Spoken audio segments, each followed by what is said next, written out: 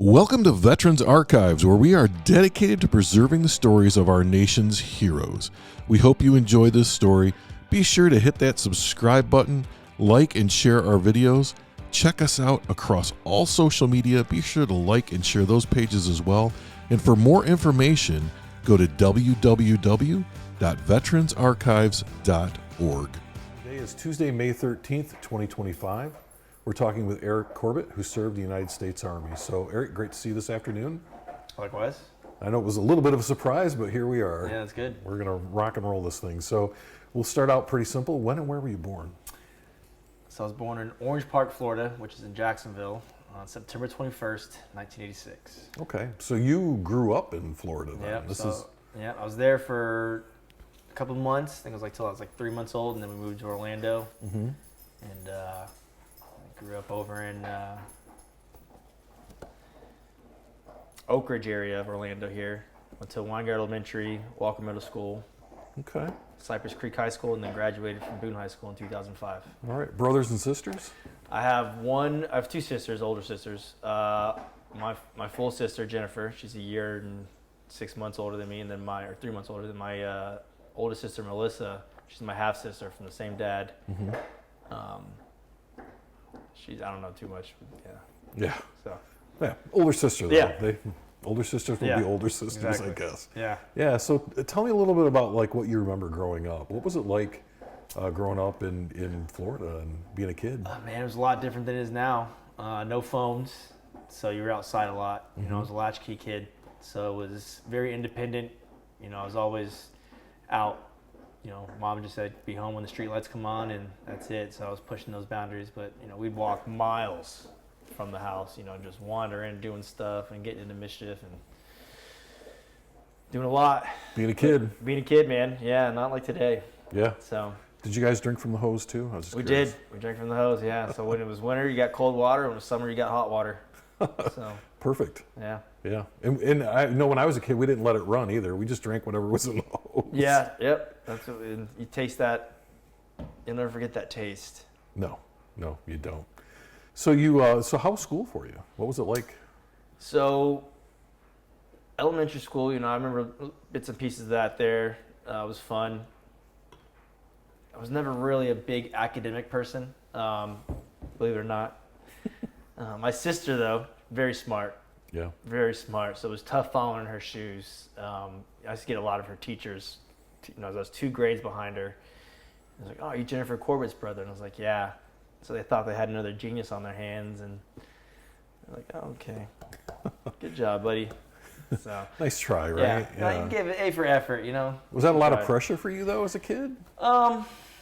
Sometimes it was when they knew who I was. Like right off the bat, they asked that question, so it was like, "Oh, shit." But no, she was cool. She was always that way. Was never good with kids. I remember growing up. But she'd always make us play school, which was miserable. Me and my friends, and now she's a teacher. So, yeah, believe it or not, but yeah. Sounds like she knew what she wanted to do pretty early on. Yeah, and then exactly. High school, moving high schools was a big change. We moved halfway through my sophomore year. Oh.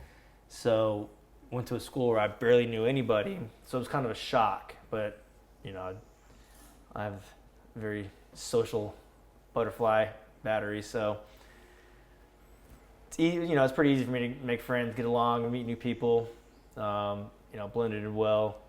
But school is definitely not my strong suit. Graduated in 2005. There's some stories about that, but once started college at Valencia Community College, mm-hmm. and was working full time, going to school. Had moved out on my own, right at 18. Did that for a while. So is there a reason why you moved right out? Just curious, because I see a lot of people like your age and maybe a little bit younger. For some reason, right when they turned 18, it's gone. So I remember my stepdad always said that too. Right when you're 18, you're gone. So it was I heard that from a young age. So it was always his instinct, well, I got to go. It's kind of like graduation's coming up. And then a bunch of my buddies had gotten a house, so I was like, say less. Let's do this. I was like, yeah. So it was fun. I moved out a couple like month or two after graduation. And yeah. Any good stories about the frat house? Oh man, it was funny you ask. So it started. Yeah, it was exactly what it was. It was a frat house. It was my buddy's parents had bought it, and it was over there off Econ and 50. We're all going to school there, and some years gone by. Well, times had gotten tough, and so we started dabbling in ways to make money, and this leads into why I had to join the military. Okay. So obviously, everyone was smoking pot in college, and so we started selling pot, and then the DEA raided our house one time, and so then I moved to Gainesville, Florida. You were selling a lot of pot if the DEA got interested in you. It got better. It gets better. Oh, hang on one second. I'm going to close this. Yeah, just so. Hey, buddy. Curious old man. There you go. We're good. I'm going to try and get in it. You might want to lock it because he'll figure out how to open it. There you go. It's a Pelican case for a reason. Mm-hmm. All right, 1 second here. Okay, so the DEA shows up and you end up moving. Yeah, so then I kind of split the band up. Me and two buddies moved to Gainesville. A couple buddies stayed down here. That's why I moved to Gainesville. Started at Santa Fe Community College. And old habits die hard, trying to make money, pay rent, make this. And so we started just doing the same thing up there again because everyone was trying to go the legit way, make some money and go to school. And bills were tough when you're 18, 19, I think at this point I was 21 because I turned 21 up there in Gainesville. Blast of a night. Everyone's 21 birthday is always something. Oh yeah. And so that was a time my mom, things were getting real out of control up there. And my mom and sister came up to the apartment on a Saturday unannounced. And we were living, at the time we had a condo on the golf course. So life was good at that age. And, my mom found some things and we had a little falling out there and she, made me make a decision. And so I saw the writing on the wall again with the way things were going. And so I woke up one day and called my mom and said, meet me at the recruiting station. And it took me about 2.5 months to get clean from smoking weed. Without smoking weed, and I remember sleeping on my sister's floor in her apartment. And I got up and just left that old life behind, and was trying to join the Army. It was straight infantry. That's all I wanted to do was infantry. So I went to the Marines first. They couldn't get me out for like 6 months, and this was right at the surge of the war. Yeah. And so the Army was like, "We can take you next week," but I couldn't pass the drug test, and so the day he took me to MEPS, like I remember drinking a gallon of water, and he was like, you better hope. And I mean, it took forever, but luckily, I passed, and the rest was history. Yeah. And on July 16th, 2008, I was off to Fort Benning, Georgia. Oh, nice. Nice, cool place to go in the middle of summer, right? It's a great place to go in the summer. Yeah. So that was a culture shock, because I was 21. I think I turned 22 in basic training. So walk me through that. Like, you get to basic training, you get off the bus. Yeah. So we get off the bus. Walk me through that. And so now I'm getting ready to turn 22. And I'm with a bunch of 18-year-olds, 17, 18-year-olds. And it's like, wow, what the fuck am I doing here? And the first, when you first get there, you're just going to in processing, and it's not that bad. Someone's trying to be tough and, let's go. But that's just the beginning of, what's to come. It's like you're getting all your medical done, you're getting your issued stuff, and, they shave your head right off the bat, and you start getting like, your PTs and uniforms. Right. And then go into your first like basic training unit. What's that? It's called Shark Attack. That was a shock. Like, what am I doing here? Because you roll up and it's just they got machine guns going. There's frags going. There's smoke everywhere. There's music blaring. Everyone's just yelling at you. So you're trying to like what? It's overloading your senses. Like you're in it. Right. Right. Well, and you were used to being on your own, so this is a big change, right? Yeah. So I was getting ready to turn 22, and so I was kind of like, wow, this is what did I sign up for here? What is this, man? And then it went right into basic training, So what are some of the, like, I don't know if highlights is the right word, but when you think about basic training, what are some of the things that like pop into your head? What are some? Oh man, so when you first got your issued gear and everything, they gave you a stencil, and they were like, all right, put your name on the stencil on the bag. And I was like, oh, okay. So I only did it on one bag because I didn't think we were gonna need it. I was like, oh, let's carry this bag. Well, right when you get off the bus, they're like, all right, you have a minute to grab your duffel bags. And at this point, I knew I fucked up because only one of my bags had my name on it. Oh shit. Yeah, I was like, oh shit, this ain't good. And so obviously, no one found their bags, and I'm under a minute because you're meant to fail. Right. But when they came, everyone found their bag, and I only had one bag. I just brought a little more attention on myself. Remember that? And then like the first couple of days, like we're filling out paperwork, laying on the floor in the bay of the barracks room, and they just force hydrate you, right? And it's like, well, you can only drink so much water before it has to come out. Right. And I'm laying there, and I was like, I'm about to piss on myself here on the floor. And I was like, I'm a grown man. I am not doing that. And so I stood up, and I was like, Drill Sergeant, I got to pee. And he's like, probably you need to hold it. I was like, we're past that point. There's no more holding it. Right. I was like, I am going to pee myself right now. I was like, I can't hold it. Like it was, trying to pinch the tip. Right. It doesn't work, man. Right. It's not like the cartoons. And so, he's everybody up, go use the restroom. And so there's like 5 guys to like one urinal trying to pee and all, it's a big mess. Yeah. And that sticks out. There's so they don't let you eat. You eat when you eat, right? And you don't sneak. You're not allowed to have food or anything. And right. They deprive you of food. They deprive you of sleep. And it's just you're in Fort Benning, Georgia, in the summertime, coming from July, August. So you know how hot that gets. Oh, it's terrible. It's miserable. And we were doing a field problem one day, and I had snuck an apple in my cargo pocket, and we, of course, now as you were sitting there waiting at the range, and I fall asleep, just like half the other platoon does, because you're sleep deprived, and you're hot, you're sweaty, and yeah. So we're getting smoked, and we're low crawling, down this hill, and as I'm low crawling, this apple comes rolling by me. I was like, oh fuck. This is like, that's my apple. It's not going to be a good thing. Yeah, I was like, that's not going to be good. And I look up, and there's a drill sergeant looking at me, and he's like, Private, what is this? And it's like, that'd be an apple, drill sergeant. And I'm sure, Oh, yeah. there was repercussions for that. Yeah. But yeah. So you kind of stood out in basic training. A couple times. Like. Yeah. But I was, I was older. Everybody does, though. Yeah, everybody does a little bit here and there.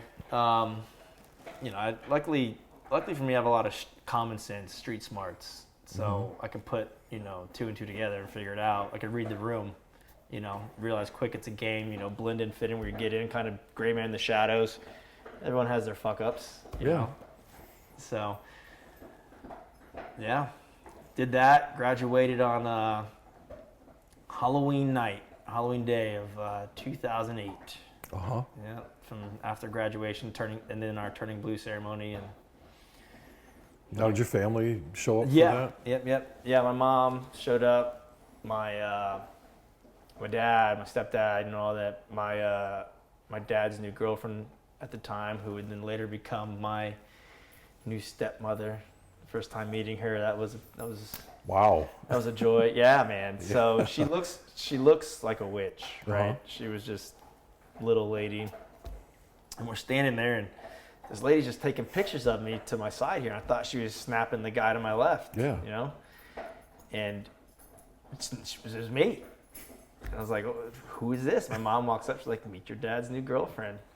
And she acted like, she had known me since day 2 of life, She was like, I'm so proud. And I was like, who the fuck is this? Right. And talk about reading the room. Yeah, she could not. She was one of those. She basically parked her broom out front. She did, yeah. Yeah, I got you. She Got you. you. Said, I'm here for a little bit. She was an odd one, Yeah. very odd. But How was that feeling though, graduating and making it through basic? it was cool, man, because it was the first time of something that I really ever felt a part of something, right? Like finish something through completely, you know, 'cause, I mean, obviously, you know, you got high school and all that, but I never finished college, right? So it was like, I was 20, I turned 22 at this time. So it was like, it was an accomplishment, you know? I was like, all right, this is cool, dude. And so I was proud, you know? I was like, this is something I've, you know, I remember when the war kicked off, you know, back in the Iraq War in 2003, I was like, I want to serve my country one day. Yeah. And, you know, then I got that chance too. And from there, I came home on 2 weeks leave for hometown recruiting. And then I went to Fort Riley, Kansas. It was cold there. Yeah, you weren't in Georgia anymore. No, I was not in Georgia anymore. And then I got off the plane there in Kansas, because November here is, you know, shorts and a t-shirt weather. Oh yeah. Kansas, it was like 32 degrees. That's Gore-Tex and and I had just on shorts, flip-flops, and a long thermal. I was like, did it again. Here I am with my one bag. Yeah, exactly. And my apple. Yep. So I had a suitcase this time, luckily, so I was able to like go inside and change to something warmer. And so I spent that first Thanksgiving away there, Fort Riley, Kansas, in processing. Me and a couple other infantry soldiers. Actually, we spent our Thanksgiving dinner in a strip club. Oh. It was lovely. Nice. Yeah. That's a memorable experience. It was. Did they have a buffet? No, it was a potluck. Oh, gross. Yeah, I did not eat. Yeah, no, thank you. In the room, you know. It was Junction City, Kansas, so it was not your finest establishments for food, and the women were questionable at best. So yeah, they have a nice club like that right outside of Fort Leonard Wood. They always do. Yeah. That was a bring your own bottle thing too. Yeah, you had to pay for like $15 for ice. Yeah. You had to bring your own alcohol. Yeah. It was very strange. But so you spent Thanksgiving in a strip club. Yeah, my first one there, 2008. Yeah. And so what unit were you with at Riley? So I was with the 1st Infantry Division, but I was in the 216 Ranger Division. Okay. So I was there from 2008 to 2011, or the end of 2010 going into 11-ish.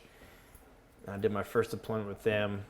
When I first got into the unit, so I remember showing up, everyone got picked up by brigade, and we were at our companies, and all the platoon sergeants were coming in because there was like it was like they just got back from a deployment a couple months before that, and we were gearing up to leave again in a couple months. And so everyone was like trying to pick their guys, and this guy comes in and he was like, "Who wants to be a sniper?" And I was like, "Oh, that sounds cool." I was like, "I'll try that." You know, and they're like, who has a 300 PT score? And I, at the time I was, pretty fit, still pretty fit now, but I could run like the wind and, push-ups and everything from basic training. So I had that. Yeah. And so I went and tried out with them, got selected by them, and then it just became hell because I was the new private in this, in this group of small guys already selected, so I didn't go to a regular line platoon. I went to a recon platoon. So I had a lot to prove, they just got back from deployment. So you got all these young guns that are full of testosterone that are like, what have you done, and yeah. I'm like, obviously nothing. I just fucking got here. Yeah, you're lower than amoeba shit at this point, man. right? I was like, and it's a culture shock because you got these guys that, constantly have something to prove. And it's just like, all right, and it's like, buddy, you're not better than me. Right. And I got, I always had that drive in me, like, no, I'm fucking better than you, buddy. Like, you just do this, Yeah. And yeah, so that was fun. And then I ended up competing. So all you do is like, quickly learning if I don't want to do push-ups, I got to have my face in a book, right? Yeah. Studying. And so I had this it's called Cherry Get Smart book, and I just studied. That's all I did. So I ended up going to like Soldier of the Month board, and I won Soldier of the Month. And I was like, oh, okay, cool. Then they were like, oh, yeah, Eric, you did good. So I was like, yes, good Eric, Yeah, right. Good for me. They pat you on the head, yeah. All that fun stuff. So then I went to, I ended up competing for Soldier of the Brigade, and I won that. And I was like, oh man. So then I started getting a lot more attention, right? I was like, I don't want the attention. But people started noticing, like, oh, we got this kid. So Soldier of the Year was coming up. And this was all within like a span of 5 months of me being in the Army before I deployed. Because I was, I got there, I want to say, it was obviously November, the end of Thanksgiving, and then we deployed in August. So between like field prep and all that, NTC, there wasn't a lot of time for all this to be happening, So it was like a kid who's only been in the Army for 6 months, I went to compete for Soldier of the Year. I was a PV2, and they were like, what the fuck is this guy doing here? So you were like the definition, you were like poster boy for a stud. Like, here's what a stud is. Yeah, that's what they thought. And I was like, no, you guys are just retarded. But, I was like, yeah. So I did that, and then I competed, it was a whole thing. It was a PT test, land nav, weapons qual, CASEVAC lanes. There was like comms. It was like, you had to set comms up with all this stuff. And, then there was a board. I remember the board, it was like all like sergeant majors and like lieutenant colonels that were your questions, because you were like, it was Soldier of the Year. So it was from like Fort Riley. It was Fort Lindenberg. It was like all of them in the 1st Infantry Division. That's what we're competing for. Mm-hmm. And I remember sitting there and like, so I had gotten a notice by all these people. They were like, where's this PV2? And so everybody I was competing with, like all E4s that were like 4-year E4s and whatnot, and like, the people that had been in the Army for longer than a day. Yeah. And I was like, me, and I had the Army BCGs at the time, so that was, stupid shaved head. Yeah, you're still a boot. Dude, you're still a boot. Yeah, man, looked like a goof. And they're like, this guy, I was a soaking wet at the time, 6'2", 175 pounds, it was like a beanstalk, and maybe 175 pounds. And I got 4th out of that, out of like 15 people. And so they were like, damn, so that was cool. Uh-huh. Pretty cool. And then for doing that, I got to go to this school in Fort Benning. It was the Raven School. So it was before drones. It was like the first set of drones. Remember what Ravens were? It was like it was a spy plane. Oh yeah. But you launch it, right? So I got to go to Fort Benning for that, and that was cool. And then as soon as I got back from that, we geared up for my first deployment, and that was to Beji, Iraq, northern Iraq. In 2009. So obviously it was coming right out of the surge. And we're up on the Beji oil refinery, and it was like this oil refinery was like one of the largest ones in the country at the time, and they were producing a lot of, but the Taliban owned it, back in ISIS. And so they were getting a lot of money off this oil refinery. So the unit before us out of Hawaii, I think they were the Wolfhounds, they took a lot of casualties for it, like getting that back. And so we maintained it for, I think we were there for nine and a half months. You saw a lot of wild stuff. Yeah. It's crazy. Yeah. So what were you near in northern Iraq? I was in Mosul. Yeah. So it would have been more north of that. Okay. So we were almost up to like Erbil area. Yeah. So there's mountains. Yeah. So you patrol all the mountains and everything, and it was it bordered up with Syria.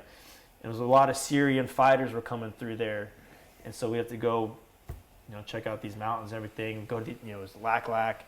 You remember Fob Summerall? Yes. That was our battalion fob. Okay. And so we were, like, our battalion had a nice little outpost, and so had a nice little base. We were our own little outpost. We didn't have, we didn't have a chow hall. We didn't have... more of a cop than a fob. We were a cop. It was in the middle. Yeah, exactly. We had a surgeon.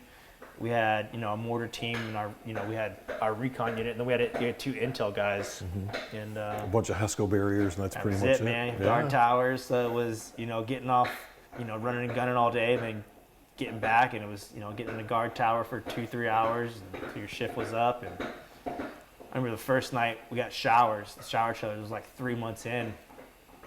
It was like 3 a.m. I got off tower duty, and I was like, I'm gonna take a shower. And we didn't have incoming alarms or anything, right? Because we were just our own little cop. And then but we were always, like, it was just, something like that. They were always trying to attack this thing to blow the pipelines, and getting closer. And I was like, I'm not going to get caught like a pig all lathered up, some Yeah. pile of rubble here, you know. But I was trying to enjoy like feeling clean for the first time in a long time, you know. They just weren't having it. They just weren't. They were hating, man. They hate us because they ain't us, you know. Yeah. But it was an experience, man. It was crazy. I saw a lot. You know, it's. I think, you know, it was the first time I learned that a lot of people over here take for granted, you know, the fact that they have running water or power, and you know, there's laws that people follow the laws. Right. And they don't realize what it's, you know, how could you have it till you don't? Yeah. I think a friend of mine, when we were there, his cure was if we just showed them how to use toilet paper, they wouldn't be mad at each other all the time. He had this whole theory about that. But Yeah. but you're right, because you know, until you've had to take a crap in a hole in the ground, and that's the toilet. Yeah, man. You don't get it. You don't get it, or you haven't had a shower, you know, or you know, we used to poke holes in bottles and like that, and And by the way, the water was typically yellow or brown. yeah, And it tasted like yeah, diesel it to wasn't, me. yeah, it wasn't filtered water at all. You couldn't drink it. No, you know, no. so Even the water they manufactured was yeah, no good. yeah.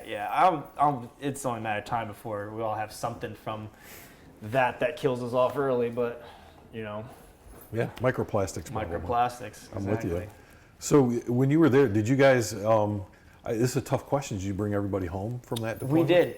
Luckily we did. Yeah, the unit that replaced us, they lost. I think it was like 4 guys in the first like 2 weeks. You Yeah. know? And so it's about your posture and how you guys carry yourself. You know, and it's if you present as a soft target, you're going to be a soft target. And they're going to hit you guys, and you're not going to know what you're doing. So you know, it really falls back to your training and you know your guys. And it's, you know, even when years later when I was running teams, you know, for the Department of State, you have to train with your guys, you know, and it's a constant turnover, but it's, Yeah. you know, You know what's interesting is we were we ripped with a unit, an MP unit out of Hawaii. They might have been infantry actually, but I mean we made it through our deployment. We didn't bring everybody home the same way they showed up. yeah, But we brought everybody home alive, and I know that like right after they got there, they took casualties, and I never understood that. Like, it's your posture, yeah. And so our platoon, we brought everybody back. Our battalion did not. right. Yeah. Oh yeah, we lost. In fact, I lost soldiers who were part of my unit, but had deployed with other units to Attached fill up. slots. Yeah. Yeah. And so no, I totally get it.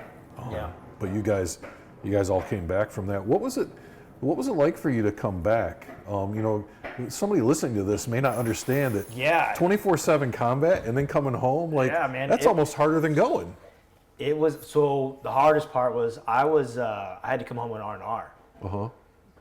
and that was hard. And I was me and my buddy Jesse were the last ones to go, and I didn't want to go because I was like going back. I was only going to be back for like 2 months. Yeah. I was like, I don't want to do this, you know. But I also was like, I want to go home, and that was tough. Well, that whole thing in the back of your head when you're on R&R, like, Don't want to go back. yeah, you know, I'll be honest with you, even as a company commander, I came home for my 2 weeks. I saw Aaron graduate from high school, but I didn't know what was happening, but I started having panic attacks. Yeah. And like, I thought I was dying, and I'm like, what is going on? And I can't not go back. I mean, Yeah. You got your guys these people depending depend on Yeah, you. You have to go exactly. back. Yeah. So what the hell do you do? So I get Yeah, it. man. Like, that 2 weeks is good, but it's not good. But it just, because you see, you know, everything that you see in the first time you're there, it's like, I made it home already. Yeah. I'm home. Like, I might not get to come home again if I go back. Right. And I remember, you know, like when I first came home, it was tough. It was tough. Well, and sleeping in a bed, Yeah. taking a shower on a regular basis, you know, it's some guy told me, and I've used the quote a million times, like the only thing more difficult than deploying is coming home. Oh, yeah. You know, and especially that 2 week break. Yeah. But you did. You came home. You did your 2 weeks at home. Yeah. You survived it, Yeah, and then went you back. go back. Went back out with the boys again. You know, you kind of get back in the groove of things pretty quick. Was there that weird, like, it's good to be back kind of feeling almost? It was, because you got such a bond with you've been through war together, right? And it's something that nobody else that has gone through that will understand. It's like you meet like-minded people and you have that bond of someone has been through it. It's like me and Aaron. Yeah. It's like, even though we never deployed together, it's like a brotherhood that me and him have that. Nobody else would understand. A lot of people don't understand. It's a shared experience. Yeah, exactly. Yeah. And so it was good to be back with the boys, because you're literally blood, sweat, and tears, and you see everybody still there, and you're like, oh, what happened while I was gone? They're like, oh man, this, and this, and you're like, damn. And then we started gearing up to go home, and I remember we were like the night before we were supposed to leave. We were at a different base, and we were like downloading our guns, our ammo, and everything, and a helicopter got shot down, and we were at I can't remember what base we were at that time. We were at a big base, and the sergeant major comes, like, I need the recon unit. You guys got to gear back up and go back out. And luckily, like, it was like, what? It was just deflating, and they're like, they told us from the bat, like, you're going to be out there for 3 days, a couple of days, you got to secure the site. And luckily our company commander, he was like, no. And he's like, we're done. So they already, it was kind of like deflated. We wanted to do it, because it was like, those are our boys. Those are like, those are Americans out there. Right. But at the same time, it's also like, we don't even have ammo. We turned, we dumped everything off. And so it was crazy. I remember when we were sleeping there, and we were sleeping, and like all the incoming rockets the alarms started going off. And we were just so used to, we didn't even have alarms, right? Yeah. And so we were just so used to, we're like, does that thing stop? No one none of us got out of the beds. It was like, dude, you guys don't understand, man. If it's your time, it's your time. Like, yeah. Especially in the middle of the night, like, if it's gonna hit you, it's like, you just better hunker in place and just hope to God that's it. And we were sitting. That same thing. We came to a fob, like to the battalion fob Summerall, and we're in the chow hall, and the alarms started going off. None of us stopped eating. Just like, what are you guys doing? They're like, you gotta go to the tables, and we're like, what are we doing down here? Like, what are you hiding? Like, what's this gonna do? Yeah, like, you don't understand. This isn't gonna do anything. Right. And that was an eye opener for a lot of people too. And like, I remember one time we tried to get onto that same chow hall, and we didn't have real food, right? Like, we had a little pop-up kitchen tent, but the cook we only got a food supply like every other week, if that. It was like maybe once a month, where they bring a Connex out to us, and that was it. We threw all of our trash into this one Connex. They take it, or we had to burn it, and so we like, I remember my mom would send me like tuna packets, and it'd take me a month to get there to me, but yeah. So we went to try and get in the chow hall one time. We were filthy. We didn't have showers, and so they wouldn't let us in. Remember, you have to scan your cat card to get in, and even though you're in a combat zone, and the guy at the door is like, you guys can't come in. And we're like, what the fuck are you talking about? Like, we haven't eaten. We're coming in whether you like it or not. And this guy, this sergeant, and he's just chewing us out. And we're all still privates at this time. I think it was PSC still. So I was like, it was young and hungry. It's like, motherfucker, you don't understand. And luckily, one way or the other, you're getting dinner. Yeah. And so luckily, the sergeant major came walking by and like ripped them a new one. It was like, these like, because it was a cook, but they didn't do the cooking anymore, because they had all the contractors that did the cooking. Right. So they had to make these jobs for these guys to justify why they were there. And so he was like, these guys are out here in the shit fighting a war where you're sitting here eating fat and happy every night. They don't understand how good they had it on those fobs. No. They had going in there, it was like Disneyland. You had anything you could choose to eat from. You had desserts, you had sodas, you had drinks. Like, dude, we had a little hut that was, like a 12 by 12 that was made out of plywood. And we had we had the essentials, hot honey buns, Pop-Tarts, muffins. That was it. Cool bars. Yeah. The little cereal jugs, remember that? But the milk was the powdered, like the milk would come out clumpy. You ever eaten clumpy? Like, you do what you got to do. You do what you got to do. And I mean, yeah.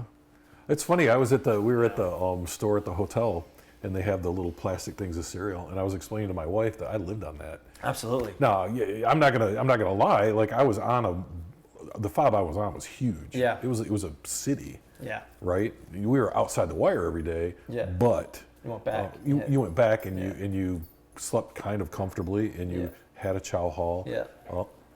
A lot of our sister units did not have that. Yeah. Exactly, man. Yeah. Even people, experiences may differ. Right. And right. I wouldn't change it though. It was I had some of the best times with my guys. Some that aren't here anymore. And you make those memories and bonds, and it's brotherhood. Well, and then when you get back together, right? It's like you were never apart. You never apart. It just fits right back in. Yeah. But back to the coming home part, man.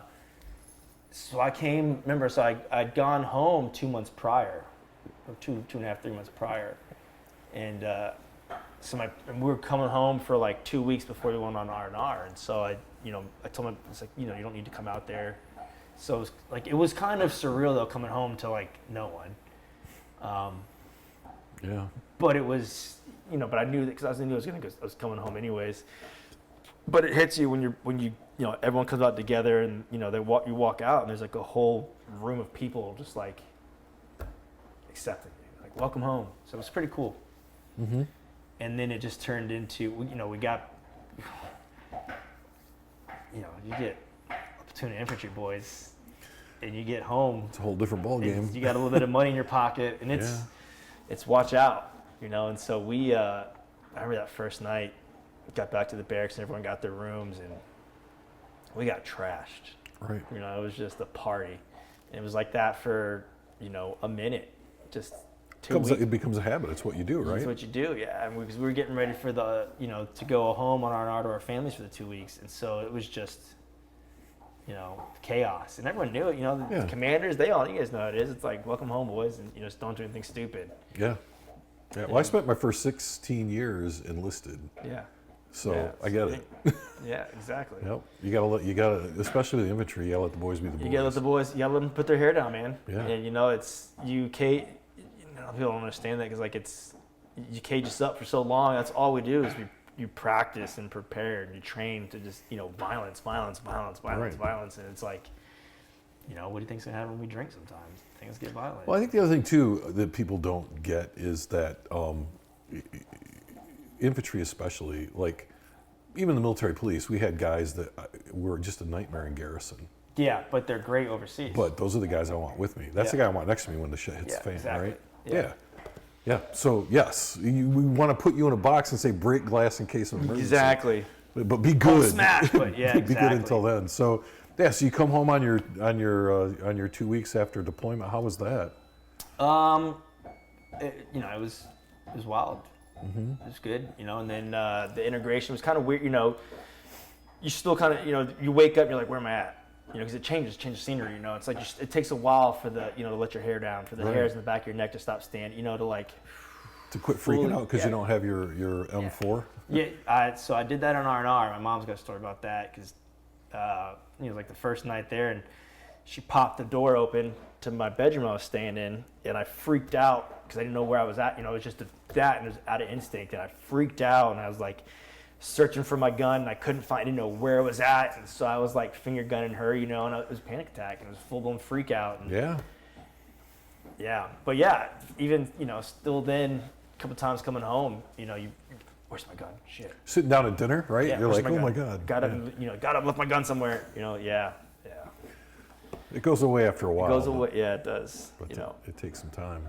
And so from there, I went and got stationed at Fort Benning, Georgia. And so I moved there. Went to the 3rd ID. 3rd ID, 1st of the Infantry Division. I started out in Alpha Company. No, it was Baker Company. I was a Baker boy. I was there for a while, leading up to our first deployment, or just to my first deployment with them. And I was an E5 at the time. I got promoted to E5. I was getting ready to go to the E6 board. I was riding this wave of everything I was doing good. And then it didn't change, and I got a little bit of trouble. Yeah, so what happened? I'll tell you. So a bunch of the guys had gotten promoted, and we're a couple weeks out from deploying. All of our stuff is in the connexes. It's waiting there. So we're T-minus days, and it was Cinco de Mayo weekend. And Arriba. Yeah. Right? Yeah. A few margaritas. Yeah, we had a bunch of margaritas, and unfortunately that was the problem back then was, once you start, you can't stop. Yeah. It's just keeping going. And so we went out, and a bunch of us, we got a van back on the post. And the time was when before you could get Ubers and all that, and paying credit cards was still a thing, but they wanted cash because they were scamming you. They were ringing you up for this much, saying, "Hey, it's $20 extra." And you're like, "What the fuck?" But you couldn't pay it, or you had to pay it. Stop. But you had to pay it. And so we get back on the post, and we're at the barracks, and he wouldn't take credit card. He's like, "Nope, cash only." No one had. It was payday weekend, so no one everyone. We all spent money at the bars and everything. Going into a 4-day weekend, Cinco de Mayo, right? So I was like, all right, I'll go with him to get the ATM, the money out of the ATM. We go to the first ATM, and there's no money in it. It's like ATM out. It was Kelly Hill ATM, so it was the only one up there. Everyone's using it. So we go to another ATM, and it's not working. Well, I think I can't remember if it was like that, was it just wasn't working, and how much I was I entering my PIN number correctly? Right. And so I remember I was like, man, I'm going to run from this guy.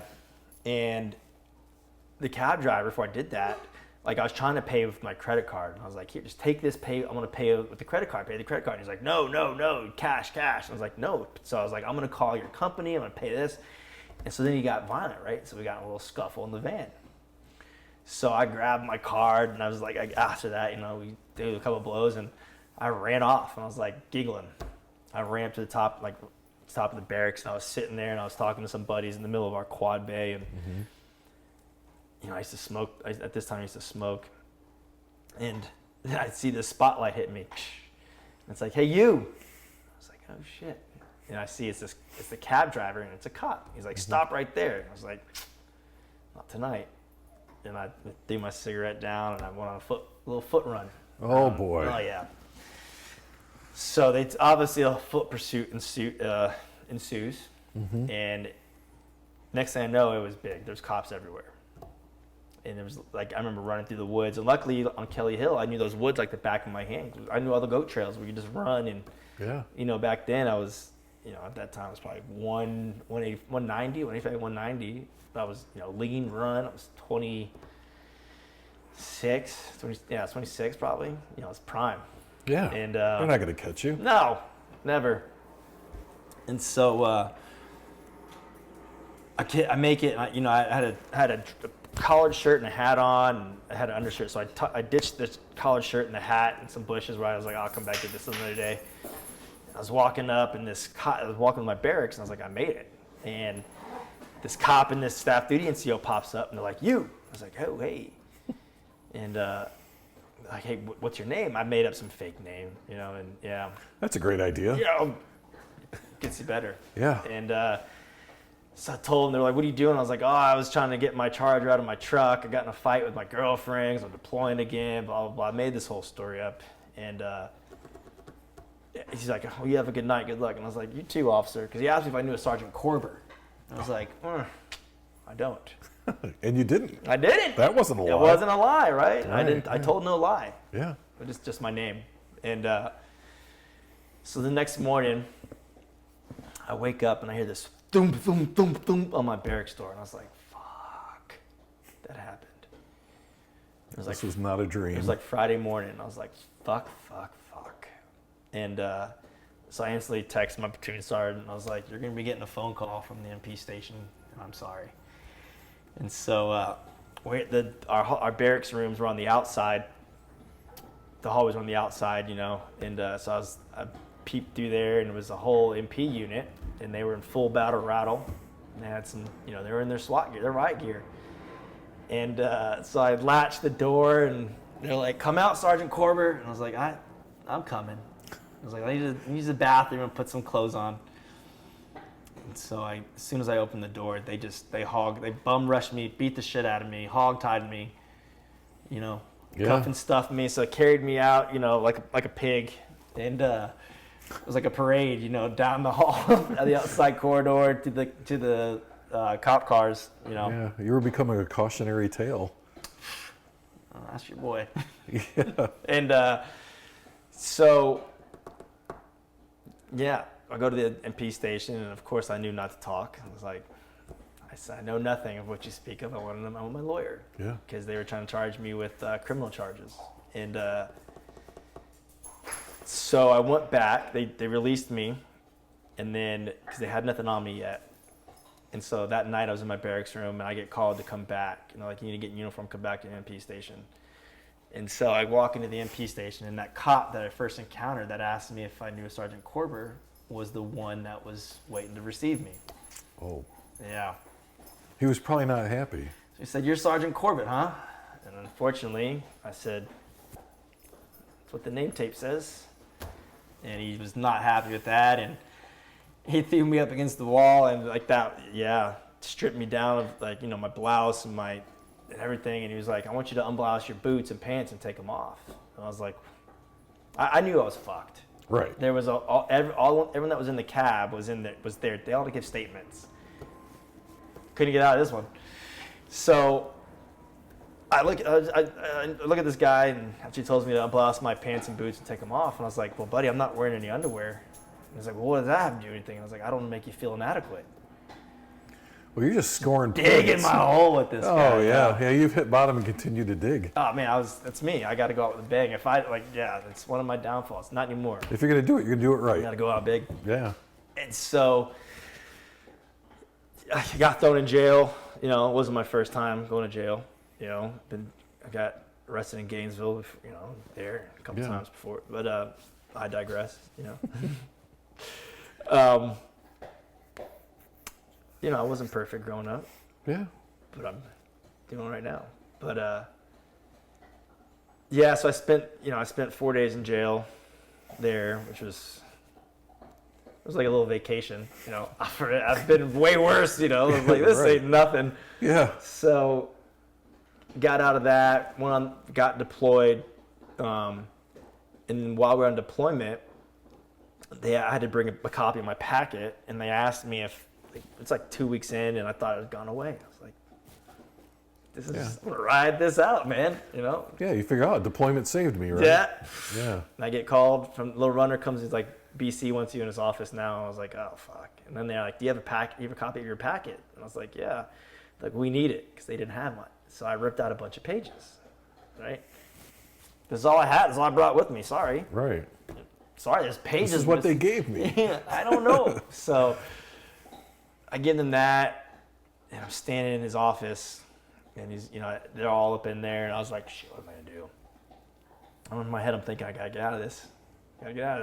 And so, as you know, I'm sure you've done many of Article 15s. Yes. And he goes, I've been a victim of a couple of them, so. And he goes, "Would you like, you have a right to a open trial or a trial by court-martial?" And he expected me to just open trial with everybody there, and I said, "I want trial by court-martial." Knowing that if I went trial by court-martial, they would have to send me home to an actual court. Right. But at that same time, they would have to send everybody home that was involved, including the chain of command. Yeah. And so I played my last card. Did they call your bluff? He said, "Get the fuck out of my office." So I went back to my bunk. Uh-huh. And I was sitting there, and I was like, "Oh, you did it this time, Eric." And 10 minutes go by, and this runner comes, and he's like, "He wants you back in his office." I was like, "Fuck." And I walk in there, and did the whole position of attention. And, Right. Reporting is ordered, sir. Yep. Yeah, the whole thing. Yep. He goes, "You think you're fucking slick, don't you?" I was like, "No, sir." And he goes, "This is what you're going to do. Because you're going to accept this this Article 15, and you're going to go on probation." He's like, "You're going to move companies. You're going to go from someone from Baker Company to Alpha Company. You're not going to get a deployment award. You're not going to get a badge for this. He's like, you're going to get nothing. If you can go 6 months without getting in trouble," he's like, this whole thing will go away." So I took that deal. So I didn't lose any pay. Yeah. I did no extra duty. All I did was I didn't get a deployment award, whatever. I had a couple of those already, so I was like, inshallah. Yeah. And I had to do a bunch of extra duty details. Like I wasn't on extra duty, but they had this event. It was like a battalion fob event, so I helped set that up. Right. Which was it. But that was the only thing I did. I changed companies, couldn't get in trouble, which was easy because I was on deployment, so there was nothing there. I had to go to. So when this whole thing first kicked off before deployment, I had to go to ASAP, Alcohol Substance Abuse Program. I checked in for it, did one meet, we're getting ready to deploy, right? Yeah. So when I got there, I had to introduce myself, and it was like a celebrity. They were like, "That was you?" It made post. So everyone knew your story. Everyone knew, the whole post knew what had happened. And I was like, that was me. It's kind of hard to call that a fuck up, isn't it? Yeah.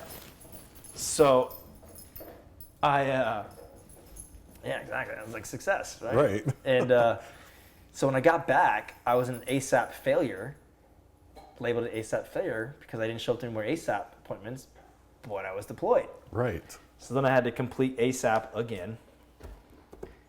I was successful. I graduated at that. Awesome. Made that. And then they made me the company UPL. Uh-huh. Idiots. What were they thinking? What were they thinking? Right? Yeah. Anywho. Did that deployment, came home. That's when I met Aaron. So I met your boy. Yeah? Yeah. I didn't like him at first. And then we hit it off. Those are the best friends. Yeah. I think are the ones you don't like when you first meet them. Yeah, it was like kind of like, who's this guy? Yeah, and then we, what was that, 13 years later? How many years it is now? Yeah. So then me and him got an apartment together. We moved out of the barracks. That was fun. It's part of where the lesbian couple name comes from. Yes. So yes. We did that for a while. Used to race home to scare each other. Oh, tell me about this. I don't know about this. I remember one time I was hiding behind the couch and I popped up and his ankles broke and he hit the ground. I used to hide behind the doors.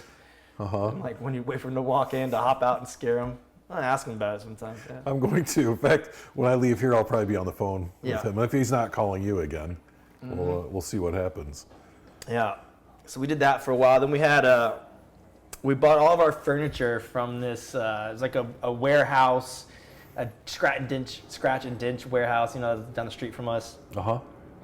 It's all hodgepodge stuff thrown together. But we were in our 20s. So it was like whatever. Yeah. Yeah. You buy where you can. Yeah. So we bought this bar that we found on Craigslist. So we had a little sunroom in our apartment. But then there was we found this corner bar that we ended up putting in there. It was a blast. We had, saw snow in Georgia for the first time with him there when we were living at that apartment. Uh-huh. That was cool. And then Aaron moved in with Mark and Mike and all them out to the house. And then buddy Gessner ended up moving with me for a while. Him and his wife were splitting. Mm-hmm. His wife slashed my tires because affiliation. Right. I was away, so I had gotten called out. Here we go. So I had gotten called out selected to go be a OC out at NTC. So I had to go for 30 days, right? Uh-huh. Because at this time I was a staff sergeant, right? So with all these mess ups, you did something right. I did something right. Staff sergeant and you're an OC at NTC. That's not nothing. That's not nothing, man. Yeah. I had some clout. I was good. I was a good leader. I like to think I am. I've been told, there's always room to improve and be better, but the funny thing is, I've met a lot of people in the military, and some of the best leaders were privates 3 times. Yeah, you gotta fuck up to move up, man. Right, and so you just never had that part happen. I got lucky. Yeah, very lucky. I got lucky. I got arrested one time in Manhattan, Kansas when I was in first ID. Uh-huh. And I'd gotten detained because I got in a fight at the bar. And I got detained, and luckily the cop that arrested me recognized me. And he was like, he knew my squad leader. And this guy was fresh out of the academy. Uh-huh. And he's like, "You're Dearden's private." And I was like, fuck. I was like, why does this guy know my squad leader, right? And he's like, "I'm gonna let you go." He's like, "But I'm gonna tell your boy." I was like, what the fuck you want? As long as I'm not going to jail, man. Yeah. You know. I'll do the push-ups, thanks. Yeah, of course. I got smoked for days after that, but The funny thing is, like, you've never flown under the radar. I think as much as you probably tried. Yeah, You've never done it, but it's never really harmed you. Yeah. Well, That's crazy. Yeah, man. I think, You've had some experiences. big man upstairs has, saved me a lot. Yeah. He's my guardian angel looking out for me every day. And so where was it? Where were we at? So Aaron had moved out. Aaron moved out. So I was at NTC. I was a guest OC at NTC, right? And so that was real. That was an interesting time. So my stepdad started going through some, a bunch of things at home. So home life was not doing so well with the family. Trouble in the home front. And I was drinking heavy and was partying a lot, but I was crushing life. I was in E6. I was in my prime. I was having a blast. I was hanging out with women, make friends everywhere, and so NTC was different, and it was cool, but it's crazy being an OC because you're by yourself in the middle of the Mojave Desert, which is huge, and it's easy to get lost out there, and you don't have a lot. So it's like you got to use your instincts a lot to travel throughout there and find places, and you have to be competent, right? You have to be able to make your way around because there's no road. Like there's goat trails for you to drive on, but there's 1,000 that lead everywhere, so you have to be able to read a map, like know where you're going. Cause you'd go out for a 24-hour period, and then you'd come home. You get 2 days off. Mm-hmm. That's how they run their OCs. Was it 21 days straight though, and there are 14 days straight. But it's just like a week lead up and breakdown. And so we did that, and so when we got done, we had a week. They messed up our flight. So the unit out of Third ID got to go home, but all the OCs had an extra week there. So me and two buddies were like, well, let's go to Vegas. What could go wrong? What could go wrong, right? Okay, Vegas. So, Vegas. So we make it out of Fort Irwin, and Fort Irwin's in the middle of nowhere. The only town right outside there is called Barstow. Yeah, I'm familiar with that. And it's just a dump, right? And so we got this taxi cab driver to, when we decided, we're all E6s, right? So there's like a couple E7s. So there's not anything really anybody can say to us, right? Like there was no restrictions. We had a week left. So it's not like you must stay here. It's like, you're a grown-ass man. So go do what you want.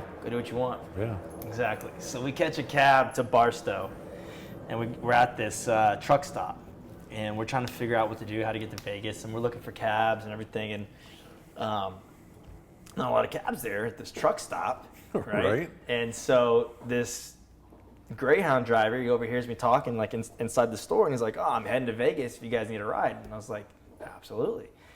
So he was cool as shit, and we could clearly tell we're in the military. We all had high and tights and everything, and he's like, if you guys want, you can grab some alcohol. You just got to stay behind this line on the bus, and you can drink. Why not? Shucks. So we roll up to Vegas, and one of the guys that went with this, he had been there, Marco. He had been there a couple times, so he was familiar. So he got us a hotel where he goes like, "Oh, we're gonna stay here, using points and everything." And so we pull up to the hotel, and it's a Greyhound, and all these foreigners come up, and they're like waiting to see who gets off the bus. They thought we were celebrities or something. Nope, it's me, your boy. They take a picture. Surprise! So they were a little let down. But Vegas. Yeah. How long were you in Vegas? Like 4 days. Wow. 2 days too long. Probably. Do a lot of damage in 4 days. We did a lot. It was fun. Yeah, give me some of the highlights. There's some stories there. Night one, we get there, and I was like, it was like a candy shop. It's like, this is so cool. This is, God, what year was this? This was 2014 or 15. Maybe the end of 14, going into 15. I'll have to look at pictures on Facebook. And go to this strip club, and it's like kid in a candy shop. And the women out there are gorgeous. right? Yeah, this is not this is not your just strip club outside of Fort Leonard Wood. Until we realized, exactly, I wasn't in Kansas anymore. Right. Right? Right. Wasn't at the Thanksgiving strip club anymore. Yeah. And we ended up getting tossed out of that strip club, not because of me this time, because my buddy Marco, he was doing things he shouldn't have been doing. Doing things, there's no sex in the champagne room. Right. Oh man, it was just a drunken blur, like the whole time, like the clubs, the bars, the rooftop pool bars, the casinos, like. Yeah, and you're not married at this time either. I'm not married at this time, no. Oh, so you're single. Plenty of women, met other women there and having a good time. Met my buddy Matt there. This goes back to my first. Matt lost his legs, right? At the time when Matt got blown up, we didn't know he lost his legs, right? Matt got airlifted out. And he was my roommate then, right? So I knew Matt well. We were privates together. We came, me, Matt, Jesse, and Zach. We were four boys, we were tight. And Matt drove from Utah and met me in Vegas. And it was the first time I'd seen Matt since his legs since he got blown up. And when he took his legs off, and it freaked me out. Lost it. Yeah. Because it was like my boy, and then he took his legs off like Lieutenant Dan, and he fucking chased me around the floor. And I was in that's my boy. Yeah. And well, you didn't know. Yeah, well, I didn't know how bad it was. I hadn't seen him, right? Like Matt went through it. His wife at the time had left him. He was, because he was having reconstructed. He went through so many surgeries, and when we finally realized, it shattered all the bones in his feet when it happened. So vibrations. He was a gunner, and it shattered all the bones in his feet, and so he lost both legs, and seeing him then, it was like, fuck, man. And so when we went out, he went out with us. I remember we were at the bars, and I remember somebody said something, and I fucking, somebody was like, because he was wearing jeans at first, and he was real self-conscious, because he was fresh, but hadn't have his legs, right? So he couldn't walk right and everything. Yeah. And so somebody said something to him, and I remember I almost lost my shit in this bar in Vegas, and this guy was like, he fucking lost his legs? And the guy was like, I'm so sorry, I didn't know. And so Matt, I remember he went back to the hotel room and he changed into shorts. And because I was like, that's my fucking boy. Yeah. And I was like, fuck you, dude. And the bar was pretty empty at this time because it was still early for a Vegas bar. But it was like, you see, it's like, that's. Right. You don't know what you went through like that. Right. Like, this man lost, he gave so much for his country. And, But it was a blast. I'm pretty sure Matt went home with a girl that night too. I was just, man, because once the initial shock had gotten over, it was just like, we're back together. Yeah. And so he needed that because he went through, his wife left him, took all his money, took the dog. He was in Walter Reed. Oh man, it was a horrible story. I was like, he's gonna fucking kill himself. There's no doubt. No doubt. Now he's married, just has a beautiful baby. Yeah. Yeah, it's amazing what can happen. Yeah. Yeah. Yeah. So you survived Vegas. We had to. So I remember the last day. I was just so hungover, and we had to get back to Post. We made it just at the nick of time to get our flight because we met them at the airport.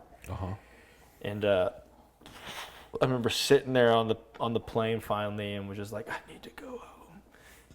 Just shriveling up. Was like, your body's going into shock. I need to go home. And it's just that's all we did was just drink. Yeah.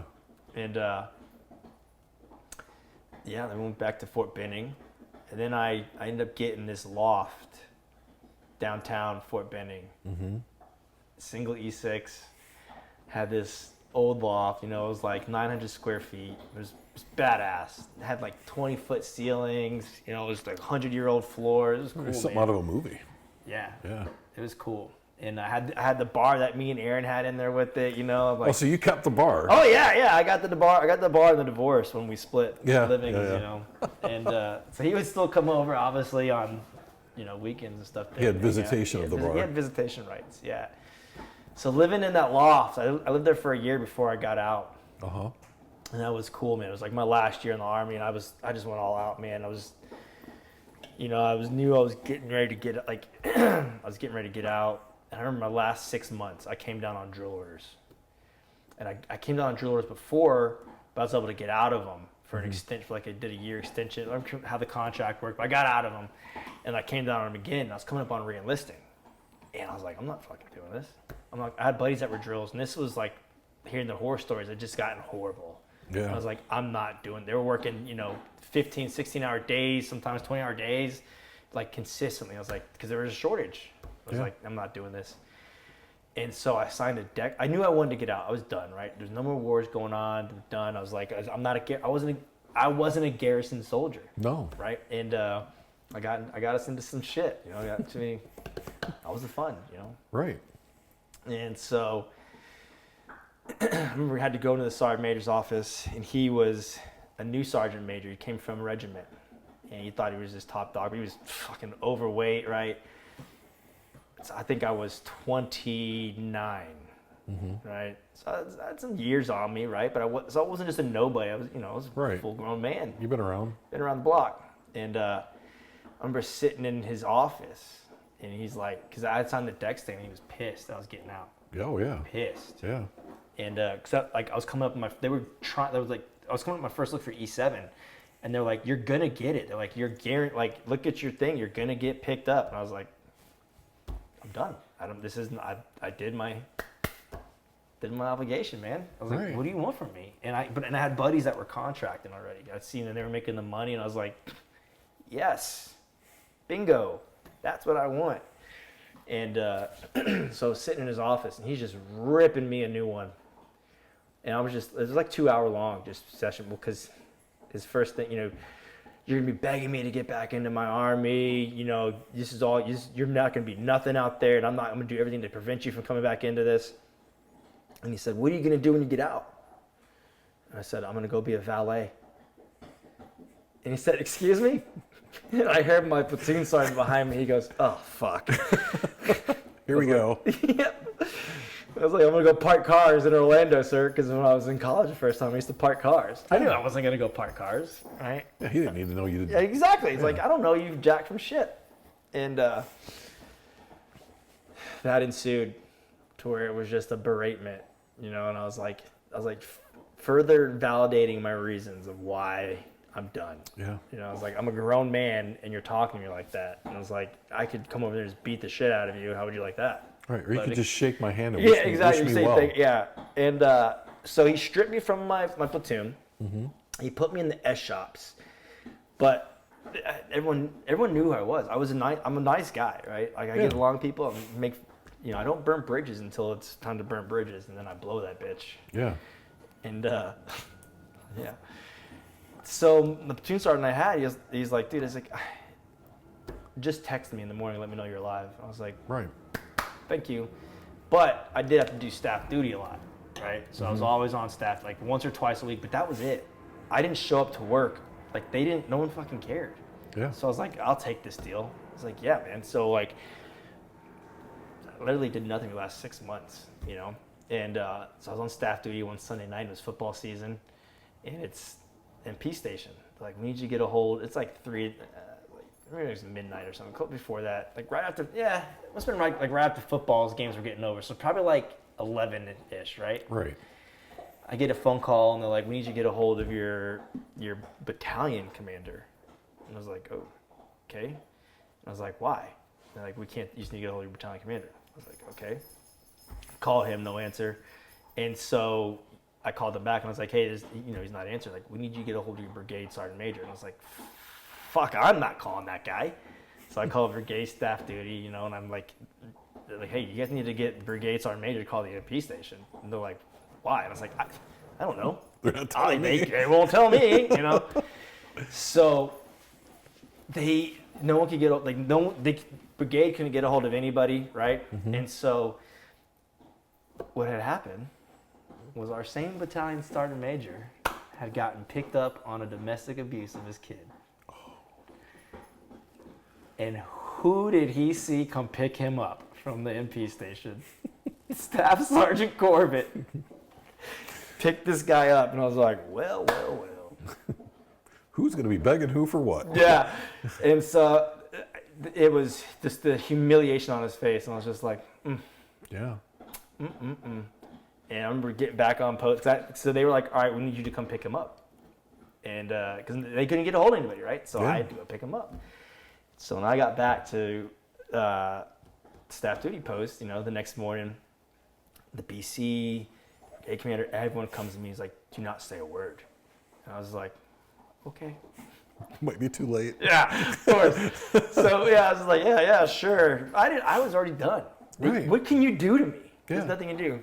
So as soon as I got off, I walked right over to the company, to my boys, and I was like, guess what?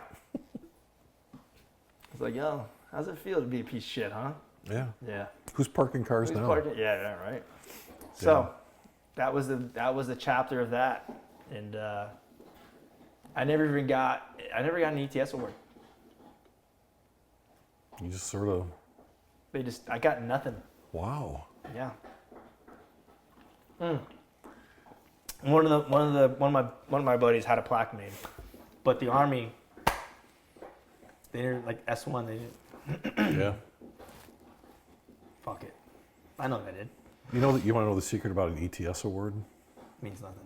Well, usually the person who got it wrote it. I'm just going to be honest. Yeah. That's how that works. Yeah. I was an HAC commander before I retired. Exactly. Yeah. So, no, a lot of them are written by the person who received them. Yeah. So so you get out, and then So you're still not married. No, not married. You made it through a whole military career and didn't get married. I vowed to never marry anybody in the military. Uh-huh. I made a vow to myself that I eventually ended up breaking. That if I didn't love this woman, I would not marry her. Uh-huh. So then I went to contract. I got to ask another question though. Did you buy a car at 37% interest with No, 100,000 miles? No. Okay. I did buy a truck. Uh-huh. I bought a truck after my first deployment. When I moved to Fort Benning, Georgia, I bought my first truck. Okay. For $24,000. But I had my deployment money, and I put a big chunk down from that. Yeah. And I think my mom co-signed for me. But I had it automatic. I think my payments were like $350 a month or something. So right? you didn't do any of the typical stupid stuff. Nah, financially I was all, for the most part I was good. Yeah. For the most part. Yeah. I know a deal and I know not to sign at 37% interest. Right. But I had plenty of soldiers that did that. Oh yeah. It was like taking them back in there. So then I got out. Yeah. And then I went contract. I went and tried out the selection process for contract. I had a lot riding on that. Right? It started. Our class group started with 54 people, and only 22 of us graduated. Right? So it's not. Back then, it was a lot harder. Right? You start off with like your PT tests, your weapons quals, and then all your tactics and everything, and learning how to do. It's 45-day school. It could drop you at any day. Mm-hmm. And so I passed that, and then I had to wait like a couple months. Went by because I was waiting on my security clearance, and by this time I'd gotten my clearance, but I had to go back to requal. So it was like another month. I had to go back for a month of requal, and I did that, and this was at Christmas time because my mom and stepdad came up to see me before I left again because they knew I was gonna miss Christmas. So that was pretty cool for her to do that. Yeah. She's been there. My mom's been there a lot. She's definitely She's there for you. She's my for rock. Sure. Yeah. So, go to requal. Then it comes to contract, and we're flying. It's Christmas. This guy that I'm with, his name's Jeremy. We go out to this bar, and he gets fucking roofied. Right? This dude gets hammered. I think he is roofied. I don't know. But it's like we didn't have very many drinks, but this guy gets cranked. Yeah. I'm like, Jesus Christ, dude. I had to get him back to his room. This is my first bit of contracting. Then we go to Amsterdam. Like we had a layover from Virginia Beach to Amsterdam. Spent Christmas Day in Amsterdam, walking around there. That was pretty cool, seeing that. And then showed up to Iraq again. And then got acclimated to the teams. Got on I was on the Ambassador's Protection team. So I stayed the whole time. started off as a bootyghan all over. Had to prove yourself all over You again. had to prove yourself all over again. And I rose up pretty quick there, which, luckily. And so I became the 13 Alpha shift leader. So I was like an advanced shift leader for the ambassador's production detail. So I started making some real money.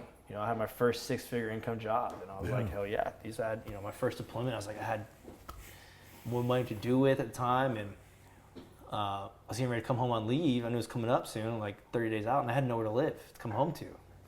Right. Before I left, I'd put all my stuff in a storage unit, and so that's how I bought this house. Was online, sight unseen. And You got real lucky. it didn't look like this. Oh, okay. Yeah, I did all this, and I sight unseen bought it. Day I got home, I went and signed, and then moved in. It was all closed off in here, but it was my first house. Yeah. And I bought it before the COVID, so I got it for really cheap. And So what was it like as a contractor going into theater? And, I know what it's like going in with the full force of United States Army behind you. Yeah. But you don't have that necessarily You as don't. a contractor. And when I was there, they did some pretty terrible things to contractors when they caught them. Yes. And exactly. The shit I saw there, man, with that, fucking wild. I've sat in the meeting, like in the living rooms of the Taliban leaders and like Jaish al-Mahdi, and like I've been in like by myself, arranging these meetings for the ambassador, and you're sitting there reading these threat reports, and they want to, chop your head off, and here you are, little Eric. Yeah. It's just me, a medic, because at the time when I was running the advanced team, I'd have to get there X amount of time before the ambassador, go clear everything up, check out who I'm supposed to be checking with, and they could have easily snatched me up, rolled me up. And at the time, all I had was, I'd keep a Glock in my my waistline. I had my low pro plates on, had an ear pro, and I had my radio, tourniquet on my side, little med pouch on my back, Yeah. But if something kicked off, I'd have to fight. Like all I had was my Glock 9. It's not much against an AK-47. So you have to fight your way back to your car, which could be a ways, and it's scary. It was fucking terrifying sometimes. Well, I think what people don't understand too is when you get your head cut off on the internet, they don't just chop your head off. They saw your head off because it hurts more. Yeah. It's not and one that's quick swoop. It's just terrifying. Yeah. I remember spending my whole deployment. That's what I didn't want to have happen to me. Yeah. So I can't imagine as a contractor. Yeah, you don't have the force of the Army, because you're there on your own free will. So Right. you have a bug out bag, and a lot of guys would carry cash and a passport in case something went down. You had to get to the airport and bug out as quick as you can. And it happened to one of my buddies, but it was a time, man. It was wild. Like the constant, always taking rockets. And there was the year 2017 when I was there. 2017 and 2018 was a really fun year. It was a party there. It was just a blast, right? It was like a college frat campus. You go out and you do your work all day, and then the contractors, though, we weren't allowed to drink. Yeah. Obviously, there's ways around that. Rules were made to be broken, Rules right? made to be broken. Yeah. And it was just a party, man. It was, but everybody was doing it. It was a blast.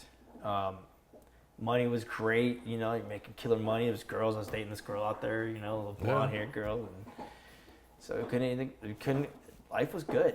I had the house. I'd come home for, 35 days at a time, and I had roommates. So I would just go party, and, I had going out to downtown and just was living a great life, man. And me and four buddies, three buddies, four of us total, when we were contracting, it was 2019. We went to the 75th anniversary of Normandy. Right, so it was my buddy, so it was me, my buddy Nick, my buddy Scott, my buddy Emilio. 2 weeks in France. And I thought Vegas was a shit show. This was a shit show. Yeah. It was just a blast, right? We made so many good people. Look, going to the as soon as we'd fly in. So it's me and Emilio. We meet up in the UK, and we went on this pub crawl through the UK, and it's classic Eric fashion. But I remember waking up the next morning and the phone just ringing, right? I'm like, what the fuck is going on here? I thought I was still in Baghdad when I woke up. That's how drunk I was still. That's pretty drunk. Pretty drunk. And it's my buddy Emilio calling the room phone. And he's like, dude, we got to go, man. We got to go. I was like, oh, shit. So I hop up and I go down there. And he's like, he doesn't remember much either. So we start going through our phones and there's videos and pictures. Oh, no. And it's like The Hangover. Yeah. At one point, I had a Mamba line behind me going down the street of like 30 people bar hopping. I'm like, I got a whistle. I was like, what the fuck? You have no recollection of this? None. Wow. There were so many pictures and videos that I don't remember a thing from that were in there. And it was just like, Jesus Christ. Doing shots with girls, it was like, oh, buddy. And they're all in different bars. It was like time-stamped. So then we took the Channel from the UK over to France. Yeah. The Channel, the underground tunnel. It's pretty cool. So they served alcohol on the Channel. So when in Rome. Yeah. Who are you not to have a couple of drinks? Oui. So we start the drinking again. Then me and him get there. We meet up. We took the train into Paris.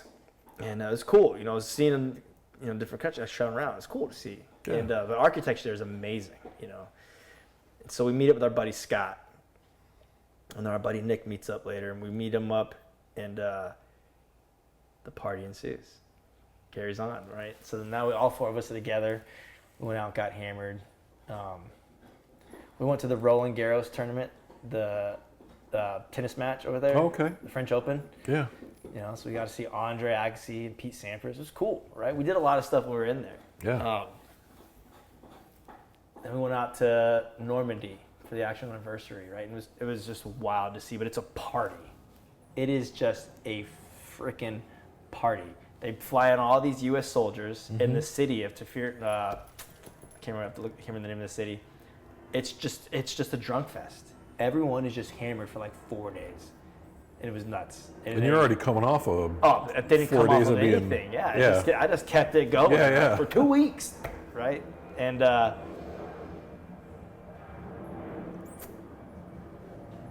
are you not dead? Correct. I don't know, man. The big man upstairs has got some plans, big plans. Yeah. But so the Normandy was over. We went to 2 Women's World Cup soccer games when we were there. Got naked in front of the Eiffel Tower. Because why not? Why not? It's the Eiffel Tower. That's where people get naked. Yeah, why not? Yeah. It was a blast, though. We had so much fun. Yeah. The best trip I've ever been on with the boys. We still talk about it. Sometimes it's like, you bring it up, you're like, oh, fuck. Don't think you could do it again, but no, you definitely wouldn't change it. I remember when I was trying to leave Paris, Charles de Gaulle Airport is horrible. Mm-hmm. So I hate that airport. Yeah, I've been there. And I'm coming, like I'm still hammered. I got the bubble guts. I remember sitting in line, like I'm in this cubicle line. I'm like, I'm about to shit my pants. Because the beer shits. And I was like, gosh, damn it. And I'm like trying to hold it together. I'm sweating. Finally make it through security. I like run to the bathroom. But I get to my gate and I'm like, I need to upgrade my ticket. They're like, it's $1,200, sir, to first class. I was like, I don't fucking care. I was like, I need to lay down. I need water. Please accommodate my request. I will pay you handsomely. I will pay you handsomely.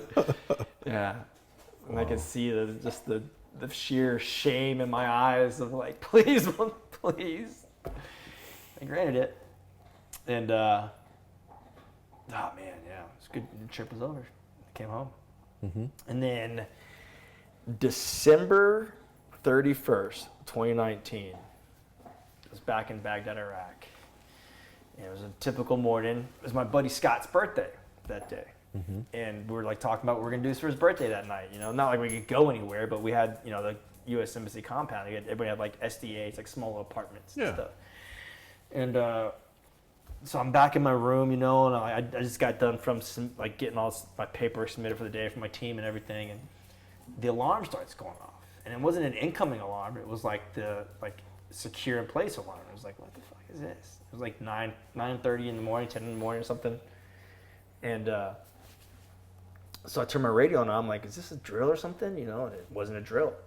This is when they tried to overrun the embassy in 2019. And so it got real. And it got real quick. You know, they were burning down the gates and everything. They're burning everything. They're catching our fuel points on fire. And it was crazy. You know, it lasted for 3 days. And we evacuated everybody off the compound except for like essential personnel. So all the contractors were left, you know, and that was it. And it was long nights, long days, and it was the rockets after rockets, just consistently rockets coming in. And I remember we were like, this was the beginning stages, and they killed Soleimani, day 3. And that's when it ended. And when we killed Soleimani, and the reason Soleimani was coming was he was coming to see the final stages, and they were going to kill. They were supposed to overrun the embassy. Yeah, they killed him right on the tarmac, didn't they? They did. Yeah, it's pretty cool. But they're supposed to overrun the embassy, and like that was supposed to be it. Kill everyone in the embassy. And so we had something better for him. Yeah. And but it was, you know, so just like that, it ended. Like they all dispersed. But then it was just the threat. So we used to have to pull guard on the ambassador to like 24/7. And my team were guarding through the night, you know, and we did shifts, and so we're on shift, and I get a call from the EOC, the Embassy Operations Center, and they call my state phone, like that, because you get issued a secure phone and everything. Like, you need to get the ambassador awake now, like it's the White House. I was like, fuck. So I went and got the agent. You know, we had a State Department agent. I was like, hey Marcus, it's the EOC. We need to get the ambassador up now. And you know, so we get down. We had to go into his kitchen, and that was like his secure room that we had, because they didn't have any safe room, like real hard safe room. Yeah. The buildings were hard room. Like the whole construction of it were designed for to take impacts and stuff. And after Benghazi, they learned that, you know. Big lesson. Yeah, I was deployed for that. I got spun up for that to go to Benghazi, but we got called off at the last minute for that too. Shucks. So we wake him up, we're in the kitchen, and we're taking notes, and he looks at me and he's like, can you write? I was like, what the fuck is this guy? It's like, yeah, I can write. Like, I'm not a fine animal. Right. You know, I was like, can you write? Not a caveman. Yeah. Write strong. You know, I was like, come on, man. Like, what is this, dude? And so we're sitting there, and he's talking on the phone with the White House, and he's on speakerphone, and I'm like taking notes from the scribe. And that's when they were gonna hit the embassy with ballistic missiles for retaliation. And there's the White House, and they were like, you guys are going to get hit with ballistic missiles tonight. And it was like, holy fuck. And that's when it hit. I was like, dude, it's not a game. It's not a game. And so they had the whole compound, like, for like days after that, was like up and down for ballistic missile threats, right? They didn't know, like at this point, they were able to stall it for the night, and they didn't know when it was like imminent threat, right? And so that's when they arranged the whole thing with, not Al-Assad. Yeah, Al-Assad. One of the air bases that they hit the air base with the missiles, but it hit the tarmac where there's nobody at. Yeah. Right? Tit for tat. We gave a lot of money for that. And that's when I met my ex-wife out there. She was in the reserves out there. And I should have kept walking. Just didn't have it in you not to, right? Just didn't have it in me not to. Taught me a lesson. Mm-hmm. I wouldn't change it though. I wouldn't change that experience. I'm glad it happened. You know, because we did have some good times. But that after the embassy got attacked from there, I got stuck out. That's when COVID happened, and so I got stuck over. I couldn't come back into the country. I got stuck out for almost a year, like 346 days. I made a lot of money that year, but yeah. And so we were together. Me and her we were together out there the whole time. So it was like a trauma bond, right? I knew it wasn't a real thing, but it was a trauma bond. It was like I had protection for her, and like it was that instinct of protection, right? And so it sort of felt real, though. Yeah, yeah. And so that whole year we're out, like, you know, she obviously had her place. I had my own my room in the barracks that I stayed in. You know, I'd go hang out there every night, but the constant rockets that were coming in, and like the constant threats, and you know, tensions were high, and the city, like all the checkpoints were on fire. Like it was a crazy time. Mm-hmm. And so then when we ended up coming home, that's when we went to my buddy Tim's wedding. I officiated his wedding. So I stood up there in front of, you know, 150 people, and I went and got ordained online. How cool is that? I married one of my other best friends. So, well, married him and his wife. But, yeah, you didn't actually marry him. Yeah, he wishes. That'd be completely different. Yeah, Aaron won't let that happen. No, not at all. But, so then, you know, things with me and her started getting a little more serious, and she ends up moving down here with the kids, her kids. She had 3 kids, and the youngest one was she was like my shadow, my twin, man. You know, we were cool. Me and her were thick as thieves. Yeah. And, you know, the other two were great as well. And we all had a great relationship. You know, it just didn't work out. So when we opened the pizza shop together, Your Pie Pizza. So that's when we became franchise owners. I quit. So contract was coming to an end, and this was the next chapter, was pizza franchise. Yeah. And ran that for 2.5 years up until now, you know, and so we're at now, today's modern day, and it taught me a lot. I did a lot with the community, did a lot of great things around town. I met a lot of amazing people, you know. Unfortunately, it just didn't work out the way it was supposed to work out. Well, it probably worked out the way it is supposed to work out, don't you think? I think it did, man. I think so, you know, after the divorce with me and her, yeah, this is the next chapter of my life that needs to go. Yeah. You know, and it's like this last year has been my most developmental years in my adult life that I can ever have, that I've ever had so far, that I've had yet. I've learned so much about myself. I did a lot of work with like therapy, you know, ate a lot of magical mushrooms, found some stuff about myself. Yeah. You know, but I've grown as a, like, not just human, as a man, right? Got rid of a lot of these habits I had, you know, through my marriage, and I see that, you know, now that it's over, the lessons that it taught me and the growth that it's allowed me to do. You know, I learned a lot about myself, about what I want, what I don't want.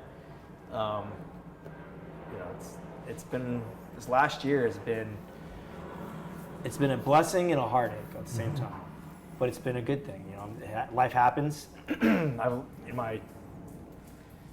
know, not sweating the small stuff is paying off. A famous guy once said that life is about 2% of what happens and 98% about how you deal with it, right? Yep. And that dictates it. So I want to ask a question, though.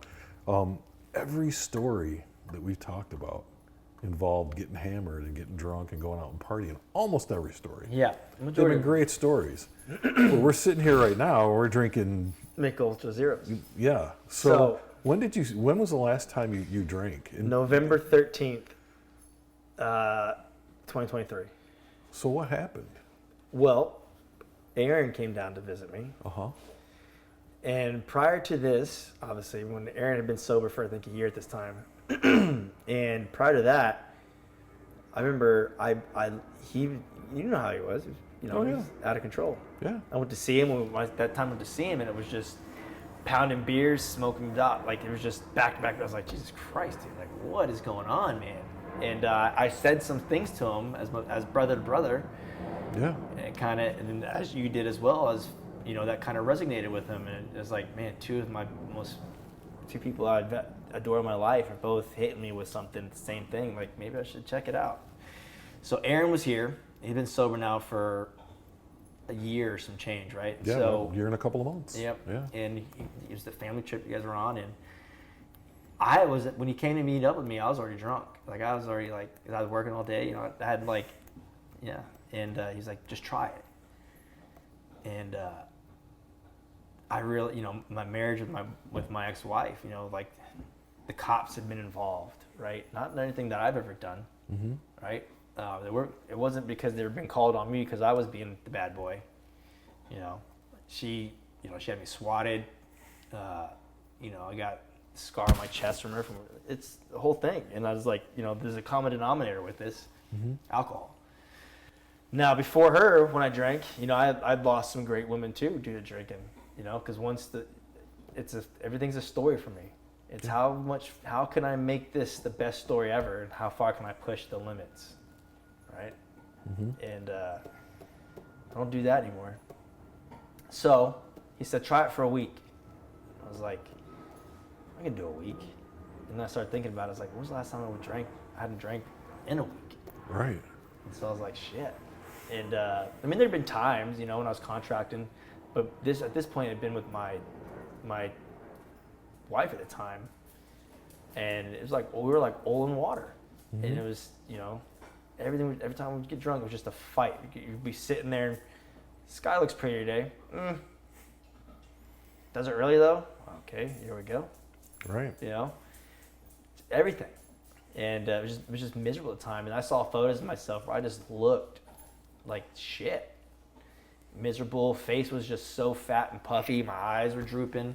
I was skinny fat. It just didn't look good. Yeah. And I went a week, and I was like, let me go 2 weeks, and let me go 3 weeks, and it's been ever since then.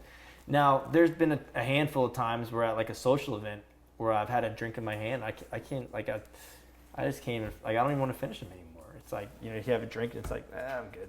It bloats you up right away, and so it's been great. Lost a lot of weight, like right off the bat, 15 pounds without drinking. Health issues start going away, sleeping better. There's been, I drink the Mick Ultra Zeros. I smoke pot. Yeah. But I never seen anybody smoke pot that became an asshole right away. You know Exactly, what I mean? Like you become an asshole when you drink. When you start drinking, man, I've never seen anybody blow through a red light, kill a family of 4, and not remember it smoking pot. Right. But alcohol, I could tell you how many times I've woken up and been like, you idiot, you drove home last night. Wouldn't remember that, Yeah. How fortunate have you been all this time? I've been fortunate, and I took it for granted, and now it's like I'm a big advocate. I see a lot of people that I still know, and I hear them complain about things, and I'm like, stop drinking. And they just, I don't even drink that much. I'm like, all right, I'm just telling you the keys, like, What does that much mean, right? Like, yeah. Especially it's a lot of buddies that we all went through the same thing. Yeah. It's like, I'm telling you, if you just cut that, see a mental health therapist, get some, talk through what happened, man, get some help, dude. Your life will change. Yeah. Dramatically. And I, the last couple of months, I really had a connection, with Aaron, talking with Aaron, with God, starting to, really get, there's been a lot of things that have happened in my life that there's been someone helping me, watching over me. Yeah. It's kind of like the timing of everything going on right now. I don't really believe in coincidences anymore. It's not a coincidence. It's your plan set in stone, your plan. It's just your story unfolding. Right. And it's follow the way, listen and ask for guidance. And Yeah. things have been changing for the better for me, man. I think your mom said at one time when she was looking at making a change at work, she had talked to somebody and said, this isn't how I saw my life unfold. This isn't my plan. Yeah. And they were like, well, maybe your plan's just messed up. Maybe this is God's plan, right? And I think that's true. I know that something's going to happen, but how and what aren't necessarily my business. I got to kind of go with the flow on that, right? Yeah. Yep. And it's, once I've been more acceptance, the last month and a half, a lot of crazy things have been happening for the better, Right. I learned, especially the last year, empathy, compassion, humiliation was a big one for this year. It took a lot, announcing, I made that Instagram the closing of the business, the restaurant. And I could have easily taken the route of just closing the doors and putting a sign on the window and saying, see you later. But, I had a lot of people that helped me along the way to get to where I've been so far. Yeah. And so I owed it to them to, be transparent and thank everybody, for what they've done to help. And that was my humiliation part of life, to humble. But with that, I guess you asked me earlier to give a piece of advice, everything I've learned up so far. Yeah, so to kind of set the stage for people listening, that is, we've talked about a lot of stuff. A lot of stuff that's probably not necessarily easy to talk about. But yeah, when we leave this conversation, what is it you want people to take away from this? What's the message? The biggest message I can give is that everything you do, you gotta do it 100%. You make mistakes in life. You don't get not everyone gets a fair shake, good hand dealt to them. But it's about the decisions you make determine the outcome of your life. You control your own destiny.